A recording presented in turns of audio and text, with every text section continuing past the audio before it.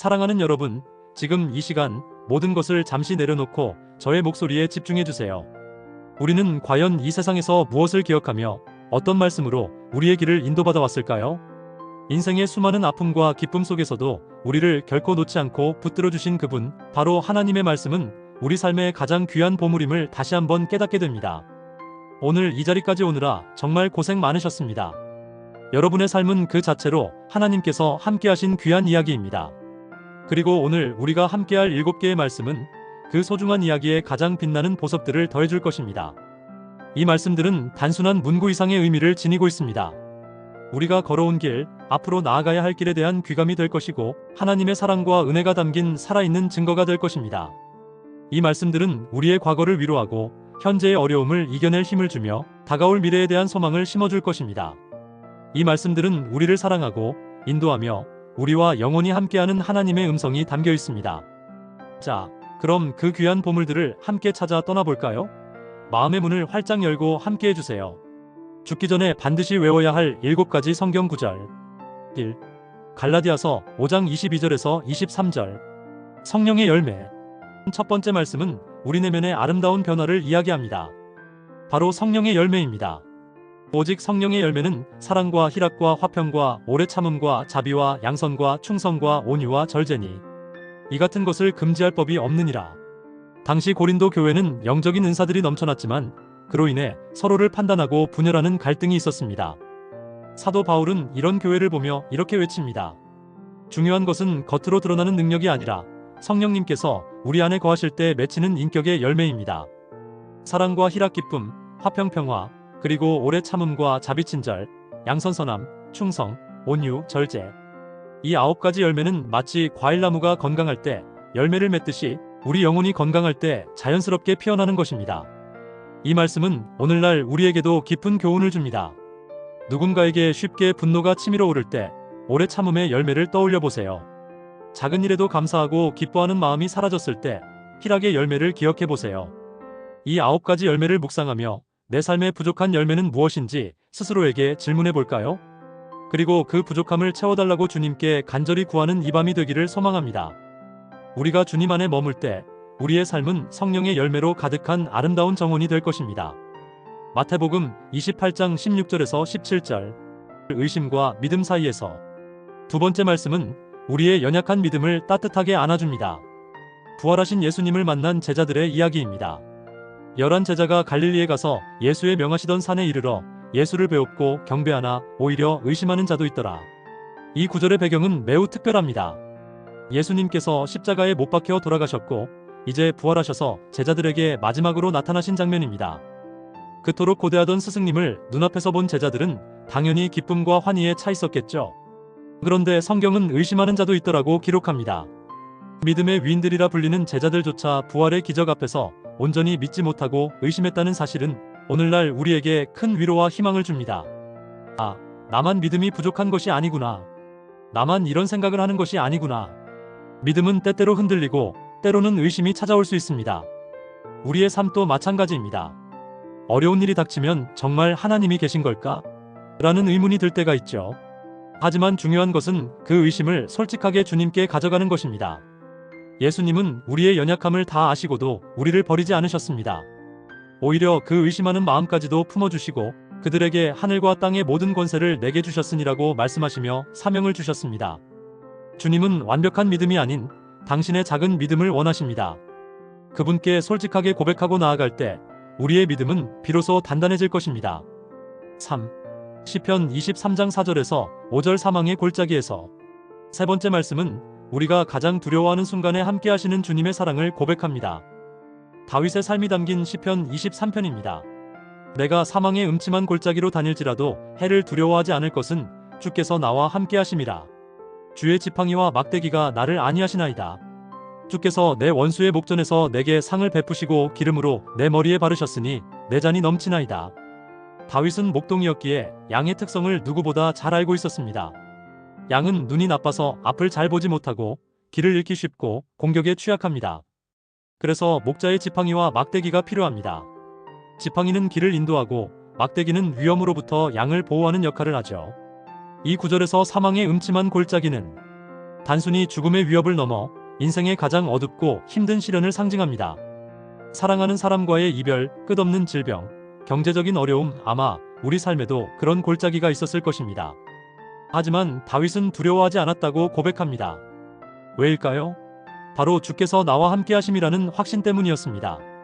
주님의 지팡이와 막대기는 우리를 징계하고 깨닫게 하시지만 결국은 우리를 가장 안전한 길로 인도하고 위로해주는 사랑의 도구입니다. 심지어 원수가 보는 앞에서 상을 베푸시고 기름을 부어주시는 하나님의 풍성한 은혜는 우리의 잔이 넘치도록 채워줍니다. 이 말씀을 기억하며 어떤 시련 속에서도 주님께서 나와 함께 하심을 믿고 그분을 의지하시길 바랍니다. 4. 에베소서 2장 8절에서 9절 구원은 오직 은혜. 네 번째 말씀은 우리가 구원받은 이유를 분명하게 알려줍니다. 바로 하나님의 은혜입니다. 너희가 그 은혜를 인하여 믿음으로 말미암아 구원을 얻었나니 이것이 너희에게서 난 것이 아니요 하나님의 선물이라 행위에서 난 것이 아니니 이는 누구든지 자랑치 못하게 함이니라. 우리는 종종 착한 일을 많이 해야 하나님이 기뻐하시고 천국에 갈 수 있다고 생각합니다. 물론 선한 삶은 중요합니다. 하지만 성경은 우리가 구원받는 것은 우리의 노력이나 착한 행위 때문이 아니라고 분명히 말씀합니다. 구원은 오직 하나님의 값없는 선물입니다. 마치 우리가 아무것도 한 일이 없는데 생일 선물처럼 그저 주님의 사랑으로 받게 되는 것과 같습니다. 이것이 왜 중요할까요? 만약 구원이 우리의 노력으로 얻어진다면 우리는 끝없이 불안해질 것입니다. 이 정도 노력으로 될까? 더 열심히 해야 하는데라는 조바심이 생기죠. 또한 누군가보다 더 나은 믿음을 가졌다고 자랑하며 다른 사람을 판단하게 될지도 모릅니다. 하지만 구원이 하나님의 은혜로 주어진 선물임을 깨달을 때 우리는 겸손해지고 모든 자랑을 내려놓게 됩니다. 우리는 그저 감사함으로 그 선물을 받고 그 사랑에 보답하는 마음으로 살아가게 됩니다. 5. 고린도전서 13장 1절에서 2절 사랑의 본질. 다섯 번째 말씀은 우리가 추구해야 할 가장 중요한 가치가 무엇인지를 알려줍니다. 바로 사랑입니다. 내가 사람의 방언과 천사의 말을 할지라도 사랑이 없으면 소리나는 구리와 울리는 꽹과리가 되고 내가 예언하는 능이 있어 모든 비밀과 모든 지식을 알고 또 산을 옮길 만한 모든 믿음이 있을지라도 사랑이 없으면 내가 아무것도 아니요. 고린도 교회는 영적인 은사들이 풍부했습니다. 서로 방언을 하고 예언을 하면서 내가 더 영적인 사람이야 하고 뽐내며 경쟁했죠. 그래서 바울은 이들에게 사랑이 없으면 아무것도 아니다라고 단호하게 이야기합니다. 아무리 유창한 말을 하고 남들이 알 수 없는 지식을 가졌고 심지어 산을 옮길 만큼 대단한 믿음을 가졌더라도 그 안에 사랑이 없다면 그 모든 것은 시끄러운 소음, 즉 소리나는 구리와 울리는 꽹과리에 불과하다는 것입니다.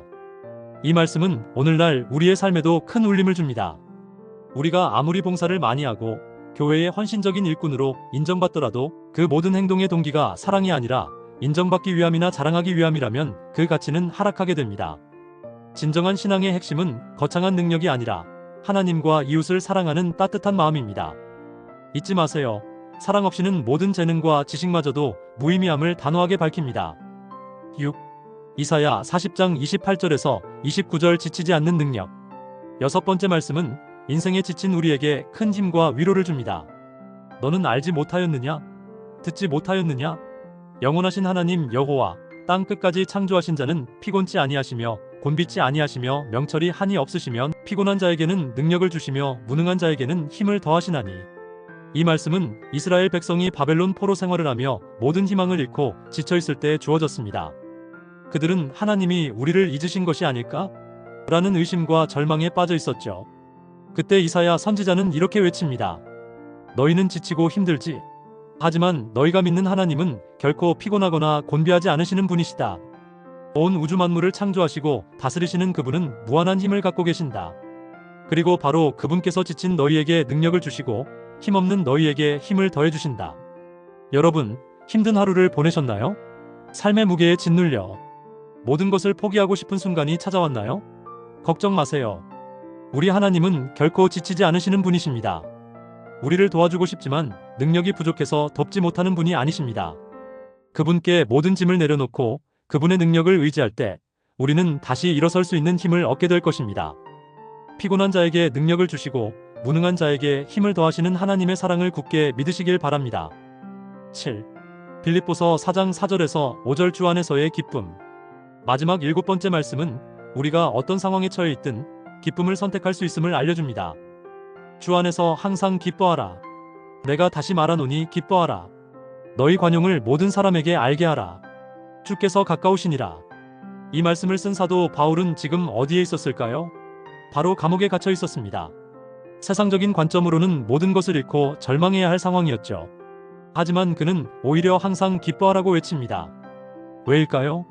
우리의 기쁨은 세상의 환경에 달려있는 것이 아니라 주님께서 우리와 함께 하심에 달려있기 때문입니다. 우리가 주님 안에 있을 때 우리는 어떤 환경 속에서도 기쁨을 찾을 수 있습니다. 이것은 억지로 웃는 것이 아니라 내 안에 계신 주님을 의식할 때 샘솟는 평화와 기쁨입니다. 그리고 이 기쁨은 우리를 너그러운 사람으로 만듭니다. 관용을 모든 사람에게 알게 하라는 말씀처럼 우리가 먼저 기쁨과 평안을 누릴 때 우리는 다른 사람을 배려하고 용서하며 사랑할 수 있는 힘을 얻게 됩니다. 주님께서 가까이 오고 계십니다. 그날을 소망하며 기쁨과 평화로 이 세상을 살아갑시다. 오늘 우리가 함께 나눈 7가지 말씀은 우리 삶의 가장 소중한 나침반입니다. 인생의 길잡이 우리를 올바른 길로 인도하는 말씀, 영혼의 양식 우리 영혼을 살찌우는 말씀, 마음의 위로 지친 우리의 마음을 위로하는 말씀, 삶의 능력 우리에게 힘과 능력을 공급하는 말씀. 이 7가지 말씀을 마음속에 깊이 새기시고 삶의 순간순간마다 꺼내어 묵상하시길 바랍니다. 이 말씀이 여러분의 영혼을 살찌우고 평안을 가져다주며 담대한 믿음을 선물해 줄 것입니다. 오늘 영상이 여러분의 마음에 작은 울림이 되었다면 좋아요와 구독, 알림 설정으로 저희 일상 속 예수님 채널에 힘을 더해주세요. 그리고 오늘 가장 마음에 와닿았던 말씀이 있다면 댓글로 남겨주시고 가족이나 친구에게도 이 영상을 나눠주세요. 함께 이 말씀의 은혜를 나누고 기도할 때 우리의 믿음이 더욱 깊어질 것입니다. 다음 영상에서 또 만나요. 평안한 밤 되세요.